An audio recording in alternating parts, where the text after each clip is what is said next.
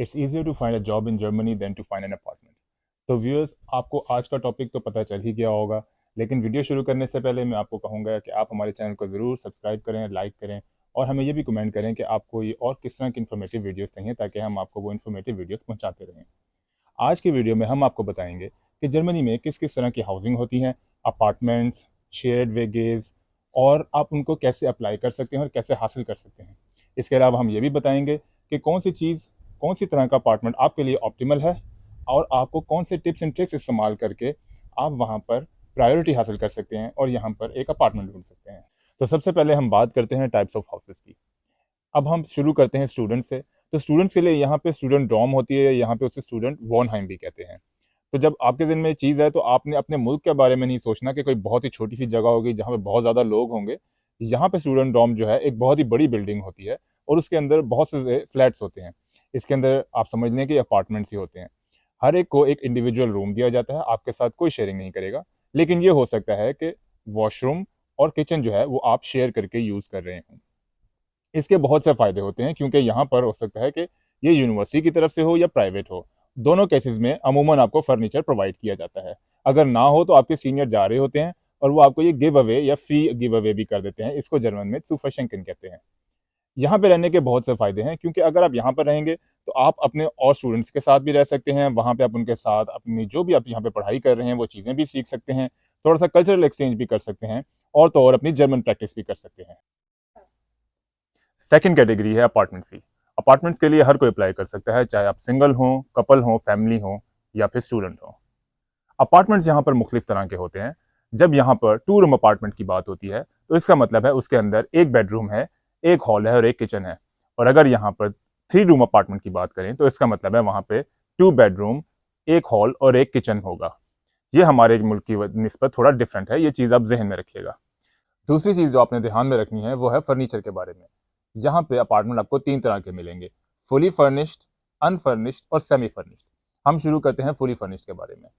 अगर आपको यहाँ पे एक फुली फर्निश्ड अपार्टमेंट मिलता है तो इसका मतलब है उसमें आपको सब कुछ मिलेगा।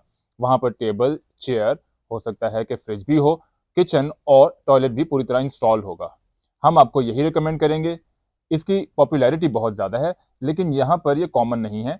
इनकी अमाउंट बढ़ रही है, लेकिन यहाँ पे एक लिमिटेड नंबर में मौजूद होते हैं। इसके बाद हम करते हैं अनफर्निश्ड अपार्टमेंट के बारे में बात। अनफर्निश्ड अपार्टमेंट आपको बिल्कुल खाली दीवारें मिलेंगी।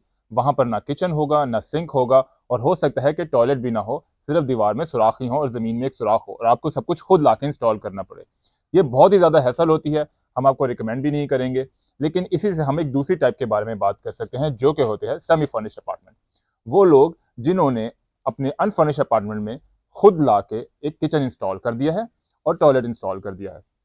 जब वो जा रहे होते हैं या मूव आउट करते हैं तो वो अपने लैंडलॉर्ड को भी सेल कर सकते हैं, या ये भी हो सकता है कि लैंडलॉर्ड ने पहले से ही वहां पर एक किचन इंस्टॉल किया हो और आप वो अपार्टमेंट ले सकते हो। उसमें आपको और कोई फर्नीचर नहीं मिलेगा, लेकिन एटलीस्ट वहां पर किचन और बाथरूम होगा। ये एक थोड़ी सी हैसल भी है, क्योंकि एक ऐसी कंडीशन भी हो सकती है कि जो प्रीवियस टेनेंट था उसने आके वहां पर किचन इंस्टॉल किया है, लेकिन जाते वो आपको कहता है कि मैं आपको ये सिर्फ तभी दूंगा अगर आप साथ में हमारा किचन भी खरीदेंगे। अगर आप ये किचन ले लेंगे तो आपके लिए दोबारा थोड़ा सा काम पड़ जाएगा, ये थोड़ा सा हैसल है, क्योंकि आपको जाते हुए या तो दोबारा वो किचन बेचना होगा या पूरा का पूरा अनइंस्टॉल करना होगा। इसका मतलब है कि आपको दोबारा कोई बंदा ढूंढना होगा जो कि आपका अपार्टमेंट किचन समेत ले ले। ऑल इन कंक्लूजन मैं आपको यही कहूंगा कि आप फुली फर्निश्ड अपार्टमेंट की कोशिश करें, और फर्दर वीडियो में हम आपको ये भी बताएंगे कि आप उसके लिए कैसे अप्लाई कर सकते हैं।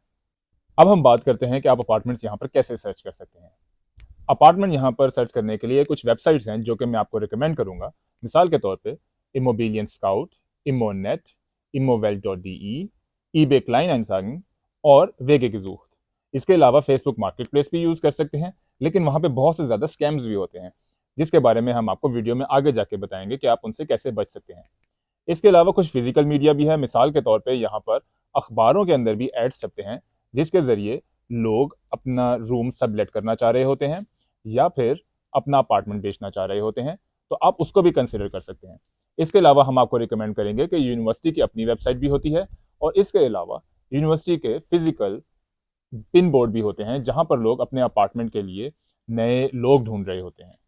मैं आपको रिकमेंड करूंगा कि आप सबसे पहले, अगर आप स्टूडेंट हैं तो वहां पे जाके सर्च करें। अब घरों की एप्लीकेशन तो बहुत ज़्यादा हैं, लेकिन आप इसमें प्रायोरिटी कैसे हासिल कर सकते हैं, अब हम थोड़ा इसके बारे में बात कर लेते हैं। इसके लिए ये जो वेबसाइट्स हैं, इमोनेट, इमोवेल्ट और इमोस्काउट, ये पेड मेंबरशिप भी प्रोवाइड करती हैं। इसके ज़रिए आपके मैसेजेस हर लैंडलॉर्ड के टॉप पे आ जाएंगे और वो उसको देख सकता है। इसके अलावा उसको एक मैसेज भी जाता है कि आप अपने हाउस सर्च में बहुत ही सीरियस हैं। ये एक छोटा सा टिप है जो कि आप यूज़ करके बहुत सा फ़ायदा उठा सकते हैं। इसके अलावा हम शूफा के बारे में बात कर लेते हैं। आप एक शूफा से डॉक्यूमेंट भी हासिल कर सकते हैं जो कि आप साथ में सबमिट करा सकते हैं, जिससे लैंडलॉर्ड को पता चलेगा कि ये शख्स बहुत ही रिलायबल है। तो शूफा होता क्या है? शूफा जर्मनी में एक कंपनी है जो कि आपको एक नोटिस या एक लेटर बनाकर देती है जो कि आपके रिलायबिलिटी का होता है। ये आप इस तरह कंपेयर कर सकते हैं कि हर मुल्क में एक क्रेडिट स्कोर होता है। ये क्रेडिट स्कोर ये बताता है कि आप अपने जितने भी अब तक आपने क्रेडिट लिया है वो आप टाइम पे करते रहे हैं, आपने कभी डिफ़ॉल्ट नहीं किया। इसका मतलब है आप बहुत ही एक रिलायबल और रिस्पॉन्सिबल पर्सन हैं। इसी तरह जर्मनी में जब आप ये डॉक्यूमेंट हासिल करेंगे, तो आप अपने लैंडलॉर्ड को ये मैसेज देते हैं कि आप हमेशा अपना रेंट टाइम पे करेंगे और कभी भी उसको स्किप नहीं करेंगे। अब हम टाइप्स ऑफ रेंट के बारे में बात कर लेते हैं कि यहाँ पे रेंट किस किस तरह के होते हैं। एक यहाँ पे होता है कार्ट मीटर, जिसे हम यहाँ पे कोल्ड रेंट भी कहते हैं। ये सबसे बेसिक होता है जो कि सिर्फ बिल्डिंग का होता है, आपके रहने वाले एरिया का होता है। इसके अंदर कोई हीटिंग और कोई मेंटेनेंस शामिल नहीं होती, ये आपको लैंडलॉर्ड को पे करना ही करना होता है। और इसके अलावा एक होता है वार्म मीटर, जो कि होता है हीटिंग के साथ जो रेंट होता है, वार्म रेंट। इसके अंदर आपकी हीटिंग और मेंटेनेंस भी शामिल हो सकती है। फॉर एग्जाम्पल, अगर आप किसी भी घर के लिए 1000 यूरो पे कर रहे हैं, तो 800 यूरोज हो सकता है कि सिर्फ और सिर्फ कोल्ड रेंट है, जबकि 200 यूरोज जो हैं आप हीटिंग और मेंटेनेंस के लिए पे कर रहे हैं। तो मेंटेनेंस के अंदर आप ये समझ लें कि एक एडिशनल कॉस्ट है जिनको जर्मन में नेबन कॉस्टन भी कहते हैं। तो ये मुख्तलिफ तरह के हो सकते हैं। मिसाल के तौर पे बिल्डिंग की क्लीनिंग के लिए, अगर आपके पास लिफ्ट है तो लिफ्ट की मेंटेनेंस के लिए, गार्बेज कलेक्शन के लिए, तो ये सब कुछ उसके अंदर शामिल हो सकता है। इसके अलावा इलेक्ट्रिसिटी भी शामिल हो सकती है, लेकिन अमूमन इलेक्ट्रिसिटी एक अलहदा बिल होता है जो कि आप यहाँ पर एक कॉन्ट्रैक्ट करते हैं किसी कंपनी के साथ और फिर आप पे करते हैं। और ये सब कुछ आपके यूजेज के ऊपर डिपेंड करता है। अगर आप कम यूज़ करते हैं तो आपके पैसे बचते हैं, और अगर आप ज़्यादा यूज़ करते हैं तो आपको साल के एंड में और भी पे करना हो सकता है। एक थोड़ा सा इलेक्ट्रिसिटी बिल के बारे में भी डिस्कस कर लेते हैं। यहाँ पर हमारे मुल्क की निस्बत इलेक्ट्रिसिटी का बिल डिफरेंट होता है। हमारी तरफ तो आप जितना यूज़ करते हैं मीटर के जरिए आप उतना ही पे करते हैं, लेकिन यहाँ पर आप इलेक्ट्रिसिटी बिल का एक कॉन्ट्रैक्ट कर लेते हैं और मिसाल के तौर पे हर महीने आप 100 यूरोस चार्ज आपको किया जाता है, आप हर महीने 100 यूरोस पे करते हैं। अगर साल के एंड में अगर आपने इलेक्ट्रिसिटी कम यूज़ की है तो आपको पैसे वापस कर दिए जाते हैं या आपको क्रेडिट डिपॉजिट कर दिया जाएगा, जो भी आप चाहें। और अगर आप ज़्यादा यूज़ करते हैं तो आपको ज़्यादा पे करना पड़ेगा। इसी तरह हीटिंग के बारे में भी एक चीज़ आप जहन में रखें कि कुछ घर लेते हुए आपको कहा जाता है कि हीटिंग यहाँ पे एडेड है, इंक्लूडेड है। तो इस इंक्लूडेड हीटिंग का मतलब ये नहीं है कि आपके पास अनलिमिटेड हीटिंग है। बहुत से लोग ऐसी गलती भी करते हैं कि यहाँ पर एक घर ले लेते हैं और उसके बाद उन्हें सर्दी बहुत लगती है, तो वो सर्दियों में हर वक्त हीटिंग ऑन करते हैं, घर की खिड़कियाँ खुली छोड़ देते हैं और चले जाते हैं। तो इस तरह हीटिंग का बिल बहुत ज़्यादा आता है। तो इसमें आपको जब वो कहते हैं हीटिंग इंक्लूडेड है, तो इसका मतलब है कि नॉर्मल यूजेज के लिए। अगर आप बहुत ज़्यादा हीटिंग यूज़ करेंगे तो आपको एक सरप्राइज भी मिल सकता है साल के एंड पे, और आपको हो सकता है 2000, 3000 या अप टू 8000 यूरोज भी बिजली का बिल या हीटिंग का बिल एक्स्ट्रा आ जाए। तो यहाँ पर आपने ये चीज़ों का भी ध्यान रखना है, क्योंकि यहाँ पर हीटिंग और बिजली का बिल बढ़ता जा रहा है आजकल यहाँ पे रशिया क्राइसिस की वजह से। इसके अलावा एनर्जी कॉस्ट भी बढ़ गई है और बहुत सी जगहों पे हीटिंग के लिए इलेक्ट्रिसिटी इस्तेमाल होती है, जो कि बहुत ही कॉस्टली पड़ता है। तो ये चीज़ें आपने घर लेते हुए पहले ही कंसिडर करनी है कि यहाँ पे हीटिंग किस टाइप की है, उसमें कितनी एनर्जी वेस्ट होती है। इसलिए घर लेते हुए टर्म्स एंड कंडीशंस को बहुत ही गौर से ध्यान से पढ़ लें कि उसके अंदर क्या कंडीशंस आप तय कर रहे हैं। आपको ये तो बता दिया कि यहाँ पे घर हासिल करने के लिए क्या क्या करना है, लेकिन ये सब कुछ आप तभी कर सकते हैं जब आपको घर मिलेगा। और इसके लिए सबसे इम्पोर्टेंट बात है कि आपने लैंडलॉर्ड को अप्रोच कैसे करना है, क्योंकि यहाँ पे हर छोटे से छोटे शहर में भी किसी भी घर के लिए 10 से 50 एप्लीकेंट्स हमेशा मौजूद होते हैं, और ये बहुत ही ज़्यादा कंपटीशन हो जाता है, जिसमें आप जब भी देखने जाएंगे एक पूरी लिस्ट होगी कि इन सब लोगों ने आना है। तो इसमें आप स्टैंड आउट कैसे कर सकते हैं? स्टैंड आउट करने के लिए आपको मैं रिकमेंड करूंगा कि आप इसको ऐसे ही लें जैसे आप एक जॉब इंटरव्यू को कंसिडर करते हैं। यहाँ पे बहुत ही ज़्यादा सख्त कंपटीशन होता है, और मैं आपको पहले ही बता चुका हूँ कि यहाँ पे जॉब लेना आसान है, लेकिन एक घर ढूंढना ज़्यादा मुश्किल है। तो इसके लिए मैं आपको कहूँगा कि आप अपनी एप्लीकेशन पूरी तरह से तैयार करें और उसमें अपनी सारी इन्फॉर्मेशन प्रोवाइड करें। आप इस तरह सिर्फ एक लैंडलॉर्ड को ईमेल ना लिखें कि मैं आपका घर देखना चाहता हूँ, बल्कि आप उसके अंदर बताएं कि आप कौन हैं, आपका फैमिली रिलेशनशिप कैसा है, आपके पास पेट्स हैं कि नहीं, बच्चे हैं कि नहीं। अपनी फ़ोटो भी ज़रूर अपने साथ ही लगाएं, और जाते हुए फॉर्मली ड्रेस होकर जाएं। आप यही सोचें कि जैसे आपका जॉब इंटरव्यू होने लगा है। इसके अंदर बहुत ज़रूरी है कि आप अपनी जितनी भी आपकी एनुअल सैलरी है वो भी मेंशन कर दें, ताकि वो लैंडलॉर्ड ये देख सके कि आप सब कुछ पे कर सकते हैं। इसके अलावा अपने ईमेल या अपनी एप्लीकेशन में ये भी बताएं कि आप नॉन स्मोकर हैं, या अगर आप स्मोक करते हैं तो ये भी लिख दें। बहुत सी जगहों पर ऐसे होता है कि नॉन स्मोकर्स को प्रेफर किया जाता है। इसके अलावा रूहेद साइड का बताएं कि आप रूहेद साइड का ध्यान रखते हैं। रूहेद साइड यहाँ पर एक ऐसे टाइम को कहते हैं जिस वक्त शोर में जाना मना होता है। अगर आप बताएंगे कि आप इन चीज़ों का ध्यान रखते हैं तो लैंडलॉर्ड इसे भी कंसिडर करता है। इसके अलावा पार्टीज़ वगैरह अगर आप करते हैं तो वो भी उसके अंदर लिखें कि अगर आप वंस अ मंथ करते हैं या नहीं करते, या बहुत खामोशी का ध्यान रखते हैं, क्योंकि बहुत से लैंडलॉर्ड ऐसे यहाँ पे टेनेंट चाहते होते हैं जिनसे उनसे कम से कम कंप्लेंट्स आएँ या उन्हें कम से कम मसला हो। अब हम स्कैम्स के बारे में बात कर लेते हैं। बहुत दफ़ा ऐसा होता है कि आपके पास टाइम कम है, आप वेबसाइट पर ढूंढ रहे हैं और हर चीज़ आपको बहुत ही एक्सपेंसिव लग रही है, लेकिन एक घर आपको ऐसा मिलता है जो कि बहुत अच्छा होता है और उसका रेट भी बहुत नॉर्मल होता है या सस्ता होता है। तो वो ऐड देख के आप कहते हैं कि अच्छा, मुझे तो बहुत अच्छा घर मिल गया, और आप उसे कांटेक्ट करते हैं। लेकिन वो एक स्कैम भी हो सकता है। उसमें इस तरह होता है कि वो घर एग्जिस्ट ही नहीं करता, और वो आपको लैंडलॉर्ड या कोई शख्स आपको कहेगा कि मैं इस वक्त यहाँ पर नहीं हूँ, तो मैं अभी इस वक्त नहीं हूँ, लेकिन अगर आपने लेना है और आप भी सोच रहे होते हो कि मेरे हाथ से घर ना निकल जाए, तो वो आपसे डिमांड कर रहा होता है कि आप पैसे ट्रांसफ़र कर दो, मुझे जो है इस वक्त कोई सिक्योरिटी डिपॉजिट कर दो, फिर मैं आपको घर दे दूंगा। लेकिन वो घर एग्जिस्ट ही नहीं करता, और आप जब पैसे देते हो तो वो बंदा गायब हो जाता है और आपके सारे पैसे चले जाते हैं। और इस तरह के बहुत से वाक़यात यहाँ पर हो भी चुके हैं।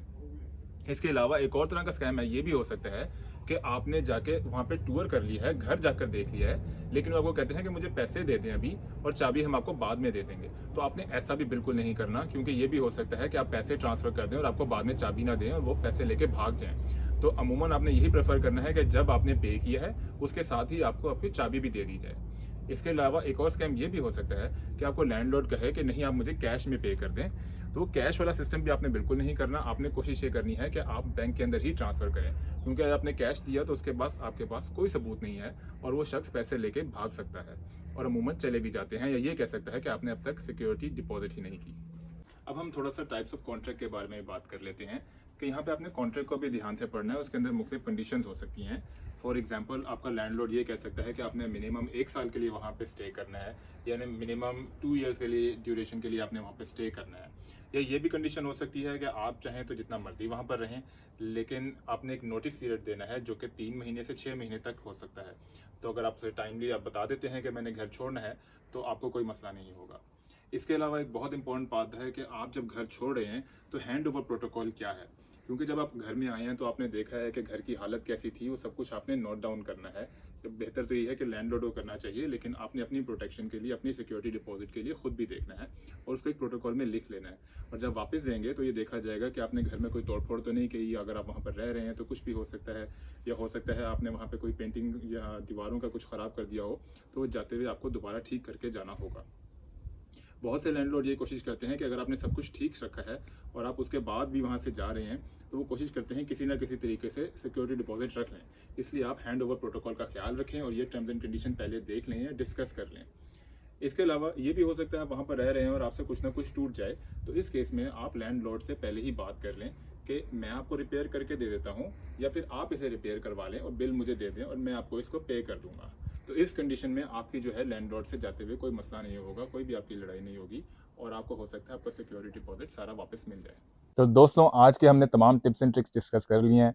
उम्मीद है कि आज की वीडियो से आपको बहुत ही ज़्यादा फ़ायदा होगा। आपको आगे अपार्टमेंट सर्च में भी इससे आप फ़ायदा हासिल कर सकते हैं। अगर आपको वीडियो अच्छी लगे तो ज़रूर लाइक करें, सब्सक्राइब करें। आपके पास जो भी क्वेश्चंस हैं उनको नीचे कमेंट्स में लिखें। अगर आपको कुछ इन्फॉर्मेटिव लगा या कोई चीज़ अच्छी लगी उसका भी हमें बताएं। इसके अलावा अगर आप चाहते हैं कि फ्यूचर में हम और कोई मुफीद वीडियोज़ बनाएं या कोई ख़ास टॉपिक कवर करें, तो आप उसके बारे में भी हमें बता सकते हैं और हम उसको ज़रूर डिस्कस करेंगे।